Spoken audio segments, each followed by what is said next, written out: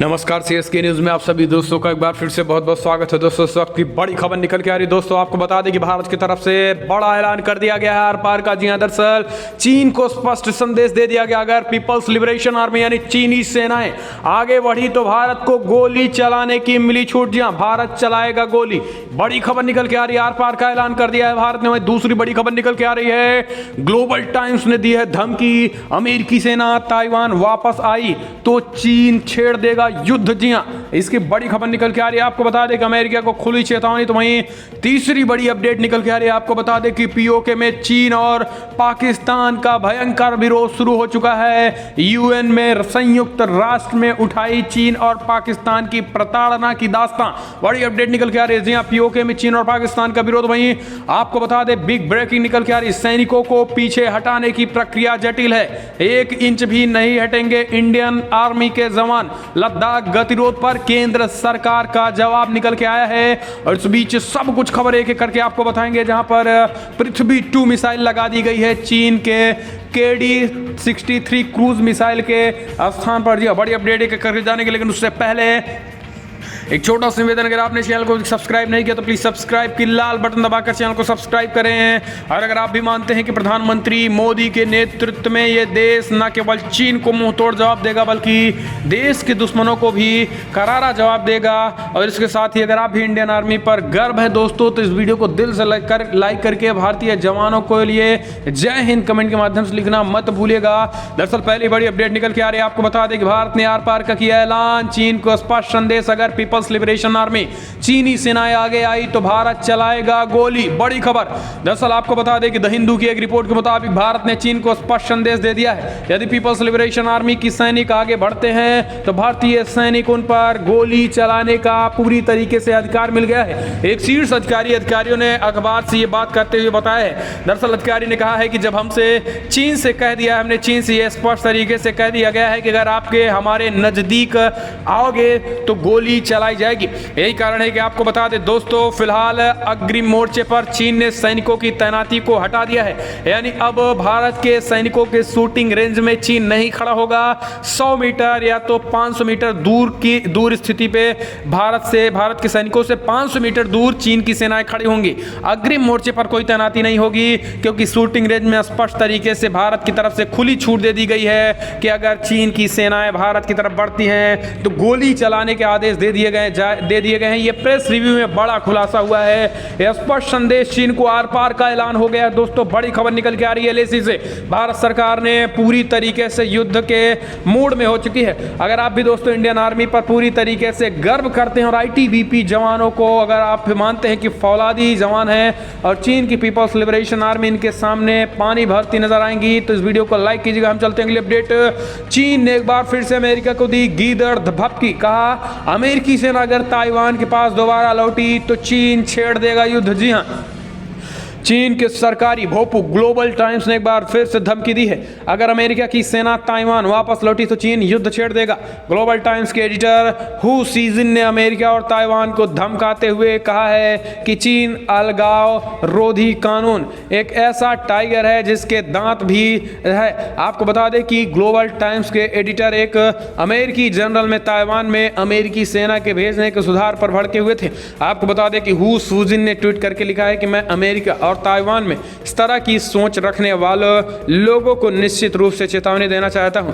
एक बार अगर ये ताइवान में अमेरिकी सेना के वापस लौटने का फैसला करते हैं तो चीनी सेना निश्चित रूप से अपने क्षेत्रीय अखंडता की रक्षा के लिए एक न्याय युद्ध शुरू कर देगी। चीन का अलगाव रोधी कानून एक ऐसा टाइगर है जिसके दांत भी हैं। आपको बता दें कि यहाँ पर आपको बता दें कि चीन लगातार अमेरिका को धमकी के जरिए डराने की कोशिश कर रहा है कि अगर दोबारा ताइवान की तरफ और ताइवान यानी वन नेशन पॉलिसी को तोड़ने की कोशिश की तो ताइवान पर अटैक करेंगे और फिर अमेरिका को जितना दम है वो लगा लेंगे। लेकिन यहाँ पर अमेरिका ने स्पष्ट तरीके से हिदायत दे दी है कि चीन परिणाम भुगतने के भी तैयार रहे। तो दोनों तरफ से युद्ध की आशंका प्रबल बन चुकी है। भारत तो चढ़ाई कर ही रहा है। लेकिन इस बीच हम चलते हैं अगली अपडेट लेते हैं। आपको बता दें कि संयुक्त राष्ट्र यूएन में पाकिस्तान और चीन का भयंकर विरोध पीओके को लेकर। जी हां, पीओके में पाकिस्तान और चीन का शुरू हुआ विरोध।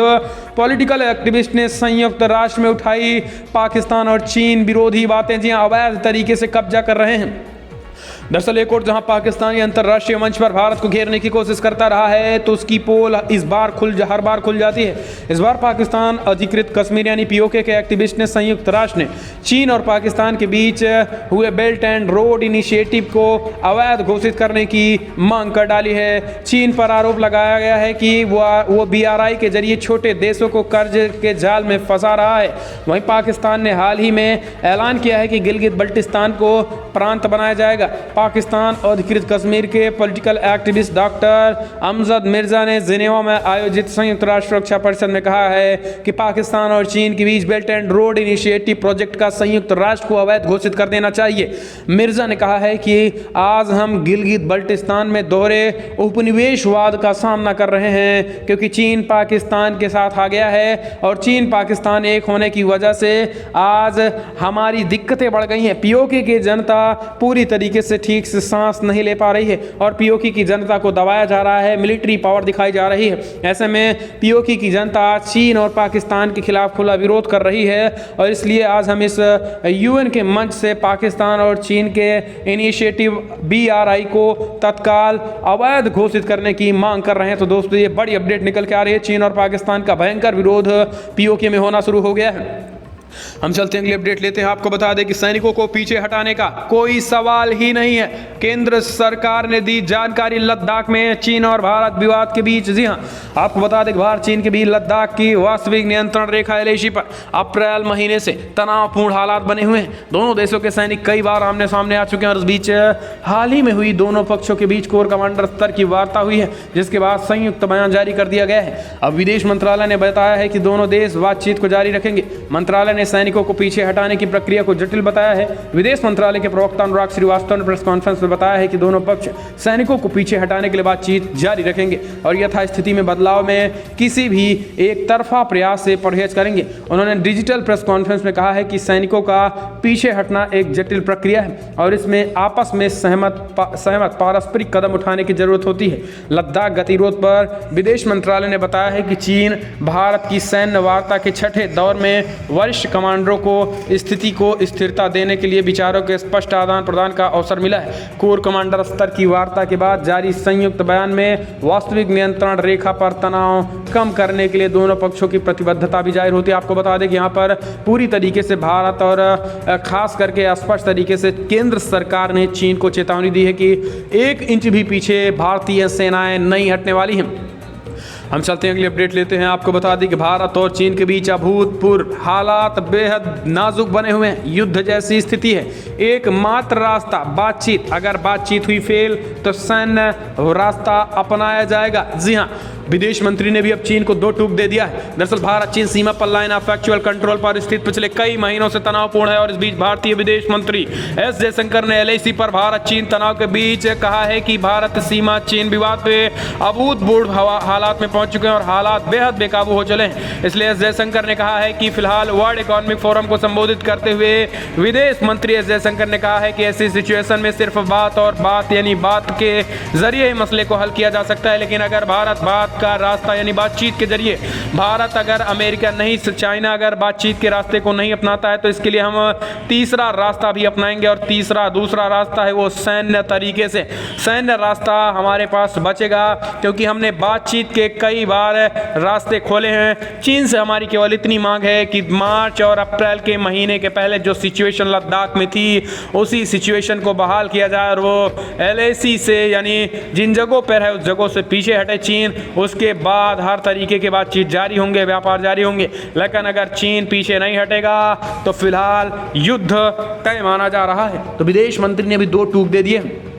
हम चलते हैं अगली अपडेट लेते हैं। आपको बता दें कि चीन ने सीमा पर लगाई KD-63 क्रूज मिसाइल तो भारत ने तैनात कर दिया पृथ्वी 2 मिसाइल। जी हां, बड़ी अपडेट निकल के आ रही है। आपको बता दें कि चीन को मुंहतोड़ जवाब देने के लिए भारत ने देशी मिसाइल पृथ्वी 2 बैलिस्टिक मिसाइल का सफल परीक्षण करके चीन को चेतावनी दे दी है कि मिसाइल से लड़ोगे तो मिसाइल का जवाब मिसाइल से दिया जाएगा, फाइटर जेट से लड़ोगे तो फाइटर जेट का जवाब फाइटर जेट से दिया जाएगा और अगर थल सेना यानी सीधे आमने सामने सेनाएं होंगी तो सेना के जवाब सेना से दिया जाएगा।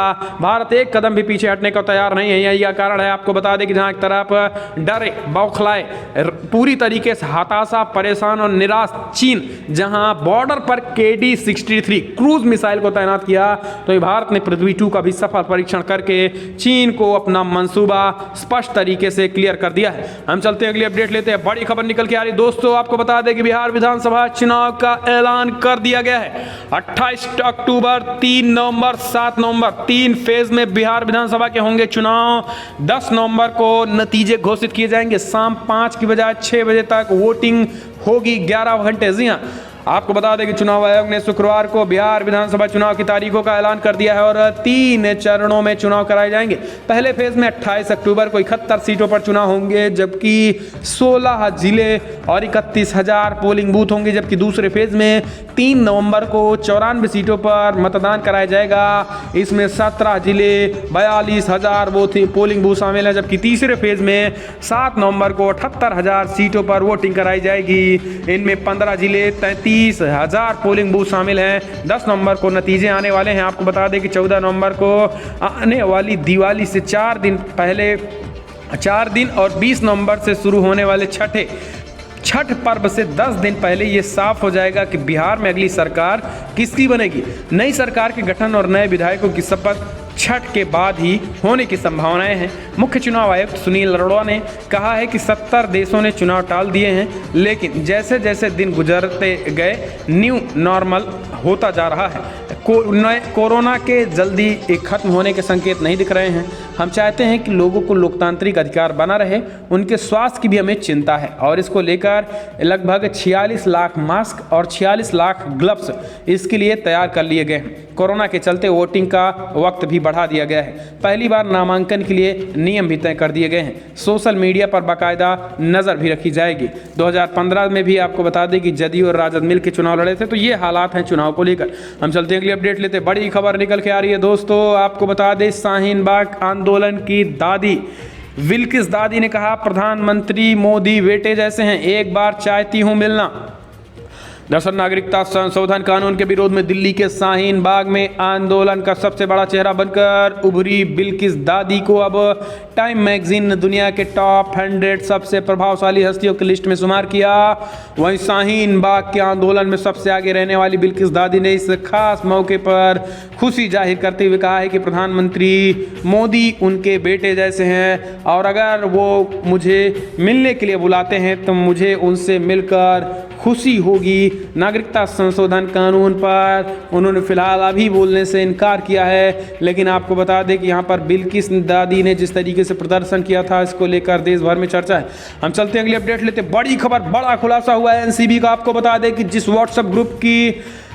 व्हाट्सएप ग्रुप में होती थी ड्रग्स की बात, उसकी एडमिन है दीपिका पादुकोण। जी हाँ, आपको बता दें कि सुशांत सिंह सुसाइड केस के मामले में ड्रग्स एंगल सामने आने के बाद बॉलीवुड के कई सितारे नारकोटिक्स कंट्रोल ब्यूरो यानी एनसीबी की रडार में आ गए हैं। वहीं रिया चक्रवर्ती की गिरफ्तारी के बाद एनसीबी की टीम अब जहां अभिनेत्री रकुलप्रीत सिंह से पूछताछ कर रही है, वहीं इस मामले में एनसीबी को बड़ी जानकारी हाथ लगी है। एनसीबी के सूत्रों के मुताबिक जिस व्हाट्सएप ग्रुप में ड्रग्स को लेकर बातचीत होती थी, दरअसल वो ग्रुप की एडमिन ही दीपिका पादुकोण थी।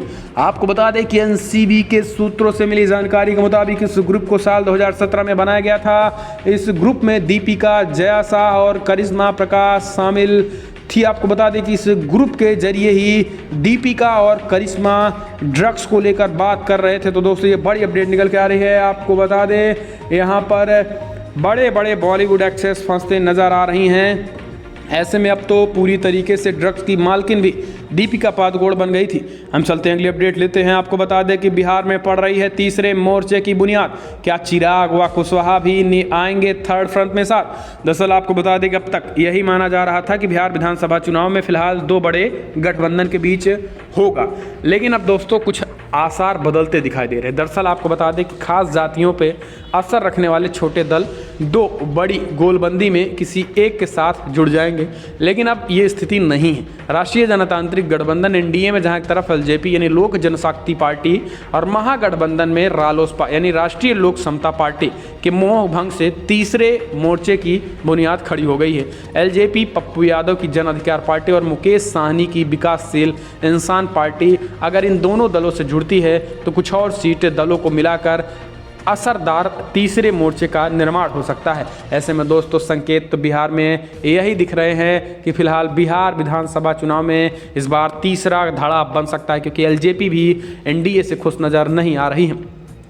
हम चलते हैं अगली अपडेट लेते हैं। बड़ी खबर निकल के आ रहा है, आपको बता दें दिल्ली हिंसा में यूएपीए मामले में 22 अक्टूबर तक न्यायिक हिरासत में भेजे गए उमर और खालिद। जी हां, आपको बता दें कि दिल्ली की एक अदालत ने फरवरी में उत्तरी पूर्वी दिल्ली में सांप्रदायिक हिंसा से संबंधित मामले में कठोर आतंकवाद रोधी कानून गैर कानूनी गतिविधियां रोकथाम अधिनियम के तहत गिरफ्तार किए गए जवाहरलाल नेहरू के स्टूडेंट पूर्व छात्र नेता उमर खालिद को गुरुवार को 22 अक्टूबर तक न्यायिक हिरासत में भेज दिया गया। तो दोस्तों लगातार दिल्ली हिंसा में कांड करने वालों पर लगातार शिकंजा कसता चला जा रहा है। हम चलते हैं अगली अपडेट लेते हैं। आपको बता दें कि करण जौहर आया शिकंजे में, धर्मा प्रोडक्शन के डायरेक्टर क्षितिर प्रसाद के घर से मिला ड्रग्स। बड़ी खबर, एनसीबी कर रही है पूछताछ।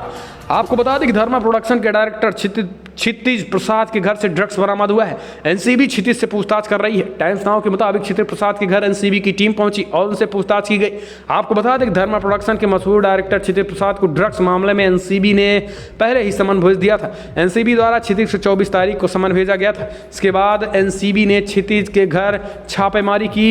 रिपोर्ट्स के मुताबिक क्षितिज उस वक्त घर पर मौजूद नहीं था, जिसके बाद क्षितिज को एनसीबी और उसके साथ गेस्ट हाउस लाए गए और अब उनसे पूछताछ भी हो रही है। आपको बता दें कि जिस तरीके से मामले एक के बाद एक निकल के आ रहे हैं, ऐसे में धर्मा प्रोडक्शन यानी करण जौहर पर भी शिकंजा आने वाले समय में कसता दिखाई दे रहा है। हम चलते हैं अगली अपडेट लेते हैं। बिग ब्रेकिंग न्यूज़ निकल के आ रही है दोस्तों। आपको बता दें कि जम्मू कश्मीर में सेना का तांडव, लश्कर तैयबा के 2 आतंकियों को किया गया ढेर।